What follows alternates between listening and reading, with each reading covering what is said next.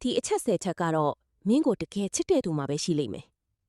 နံပါတ်1သူတို့ကအမြဲတမ်း message ပို့ခြင်းဖုန်းခေါ်ခြင်းဒါမှမဟုတ်မင်းကိုတွေ့ခြင်းလိမ့်မယ်နံပါတ်2သူတို့မနက်တိုင်းနိုးလာတဲ့အခါမင်းဟာသူတို့ပထမဆုံးလွမ်းဆွရတဲ့သူဖြစ်လာလိမ့်မယ်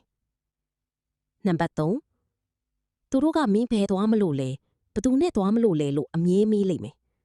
မင်းကိုထိန်းချုပ်ဖို့မဟုတ်ဘဲဂရုစိုက်လို့ပဲနံပါတ်4သူတို့ဘလောက်ဖဲအလုပ်များနေပါစေသူတို့ကမင်းအတွက်အမြဲအချိန်ပေးလိမ့်မယ်နံပါတ်5အထူးအခါသမယမဟုတ်ရင်တောင်မင်းပြုံးတာကိုမြင်ဖို့လက်ဆောင်လေးတွေနဲ့မင်းကိုအံ့အားသင့်စေလိမ့်မယ်နံပါတ်